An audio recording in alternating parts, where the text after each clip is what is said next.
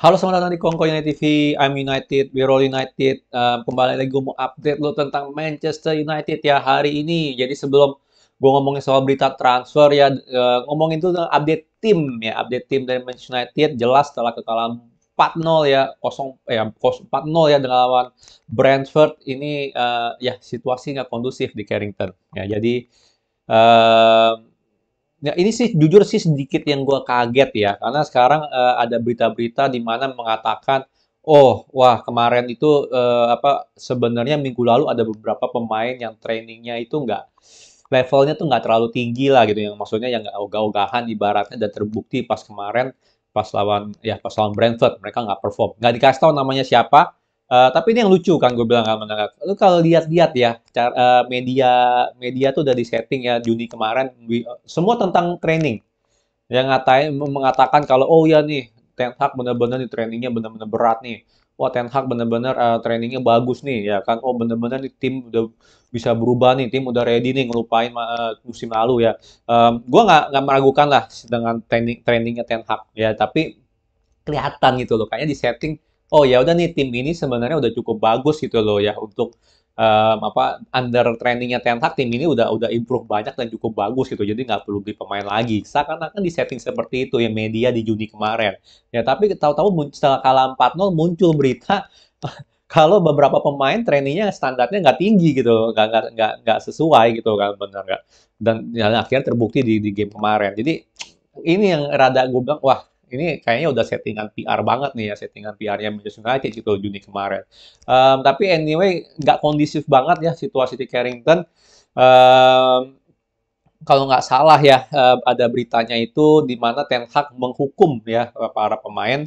Jadi tadinya mau ada day off, akhirnya nggak ada day off, dan mereka disuruh lari, ya lari berapa kilo lah, kalau nggak salah belasan kilo doang gitu loh. Panas di terik-terik panas matahari ya, dan katanya sih anggapnya 10 kilo lah ya, gue lupa berapa angka tepatnya. Jadi anggapnya 10 kilo, dan 10 kilo itu perbedaan perbedaan eh, apa ya jarak ya, yang di cover oleh pemain Brentford kemarin. Ya, jadi seanggapannya kemarin tuh pemain Brentford lari sekitar 90 kilo misalnya ya. Pemain Manchester United lari cuma 80 kilo ya. Itu kan kelihatan ya dari segi intensitas dan juga pressing, cara physicality-nya juga itu kalah jauh dengan pemain Brentford. Bisa bayanginnya dibanding dengan pemain Brentford aja kalah jauh.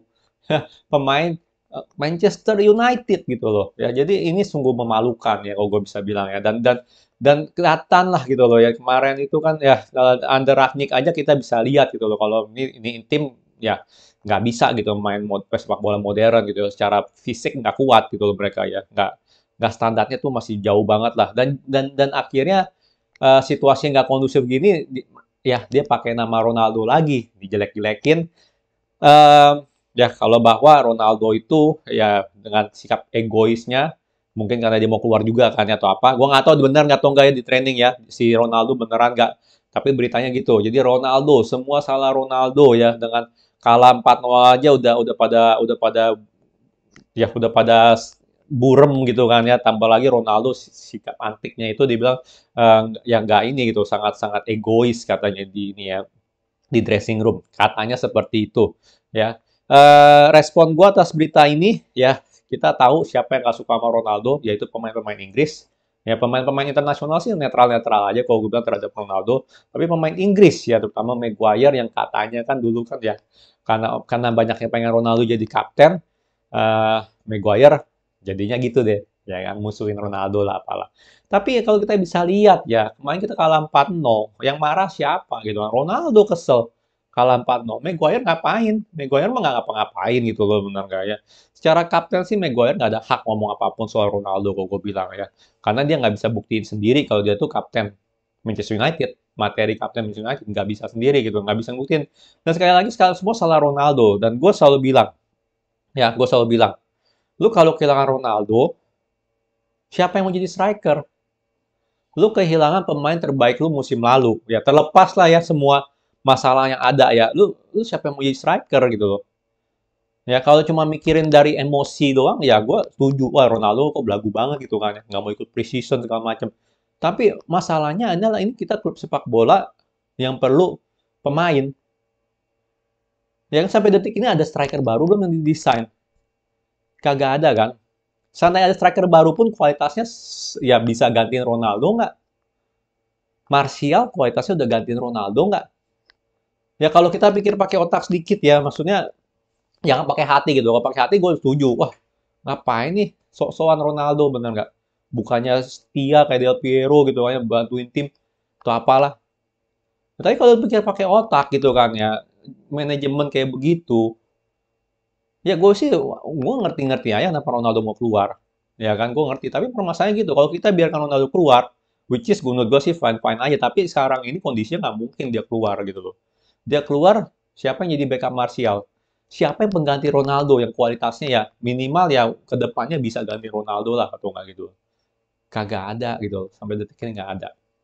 Nggak jadi, ya gue selalu bilang itulah soal Ronaldo ya. Gue open kalau dia mau keluar, gue ngerti. Permasalahannya, lu bisa percaya John Murtoh nggak untuk cari penggantinya Ronaldo? Ya, gue sih nggak percaya justru sampai detik ini. Ya, gue nggak bisa percaya itu. Oke, jadi itu dari segi tim, update tim. Sekarang gue mau update transfer ya. Dari Romano bilang, bentar nih. Ya, Romano bilang kalau tuh, jadi Manchester United mengharapkan bisa komplit satu sampai tiga lah kalau di tulisannya dua sampai tiga signing ya satu sampai tiga signing minggu depan. Ya artinya apa? Rabiot harusnya selesai di 2 sampai 4 sorry 1 sampai 2 hari ke depan itu harusnya ada Rabiot selesai baru cari striker atau winger. Ya ini ceritanya nih dari Romano.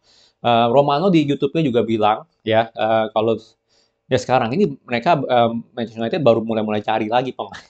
Bisa bayangin kan, baru mulai cari pemain gitu loh ya, karena ya udah krisis gitu loh. Dia pikir Ten Hag itu pesulap ya, sama kayak ya gitulah manajemen yang nggak kompeten ya, pundit amatiran juga mikir begitu.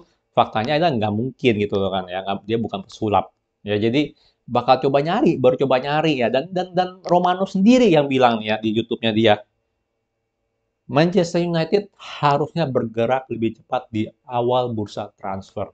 Ya lu bisa nonton YouTube-nya sendiri lah ya, gue nggak so ngomong.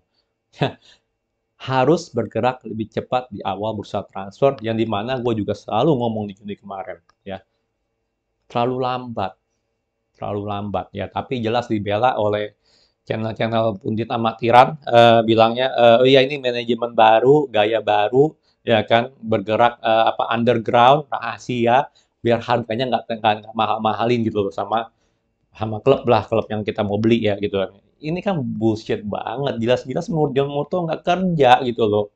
Romano sendiri juga bilang harusnya bergerak lebih cepat di awal bursa transfer. Bukan udah kalah 2-0, kalah 4-0, baru kebakaran jenggot. Udah telat. Seandainya udah dan katanya juga ya, dia pengen datangin Rabiot sebelum Liverpool. Kan ini kan perkataan bodoh gitu loh, benar nggak? Liverpool main udah 7 hari lagi.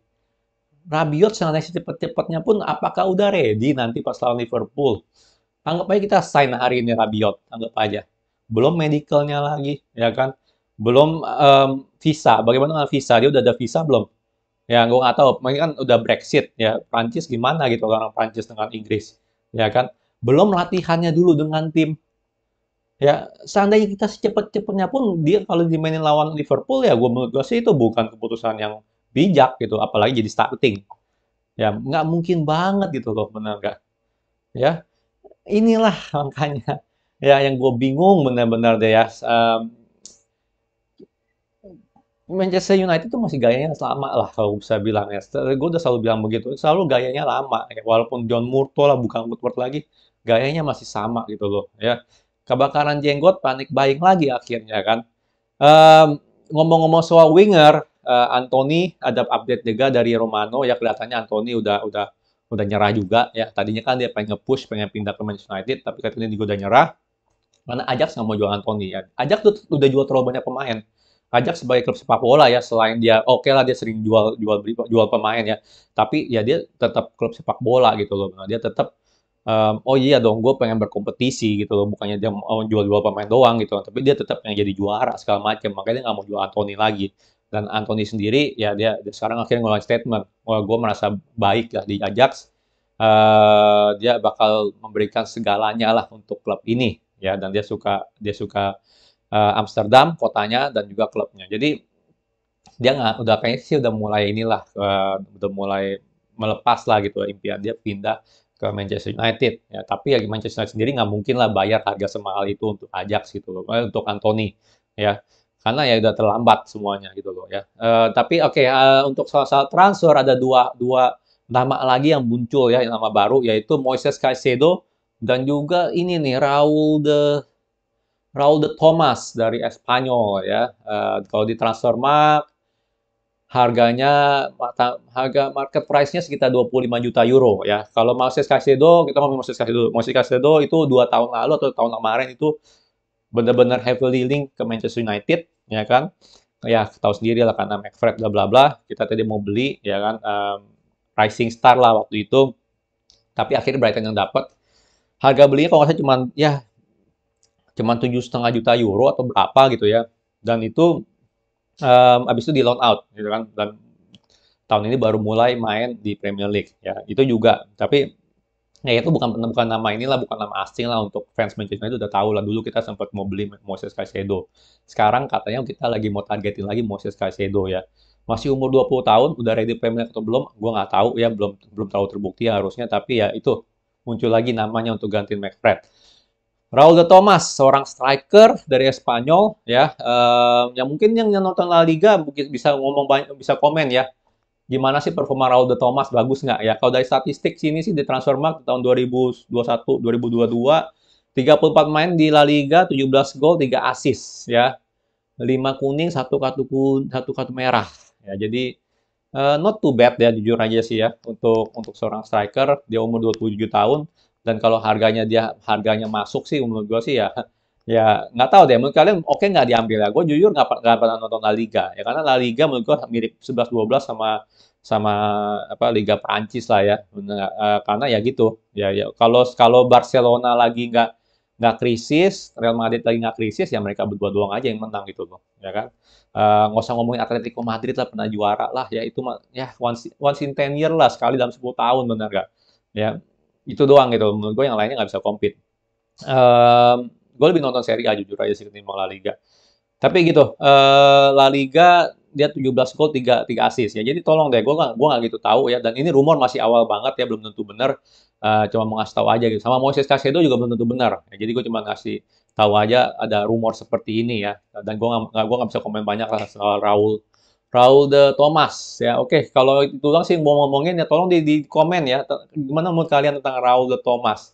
Cocok nggak nih buat jadi backup striker ya? Ataupun mungkin bisa gantiin Martial gitu, dia sebagus itu atau apa? Kelihatannya tingginya 1,8 sih, jadi nggak terlalu tinggi juga. Mungkin dia tipe-tipe striker modern mungkin ya, bukan tipe target man ya. Pernah main di Spanyol juga loh 4 kali. Ya, oke, gitu aja sih yang gue bisa update ya. Jadi apa namanya ya, Carrington nggak kondusif ya. Ten Hag menghukum pemain, nggak ada day off. Ronaldo jadi ini lagi, jadi kambing hitam ya. Biasalah media Inggris seperti itu ya. Dan transferan pun ya kelihatannya ya sekarang lagi bakaran jenggot ya.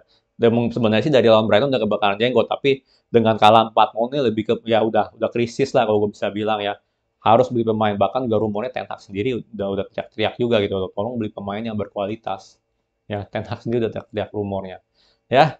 Oke, sekian video dari gue. Kalau suka jangan lupa like, subscribe, and thank you for watching.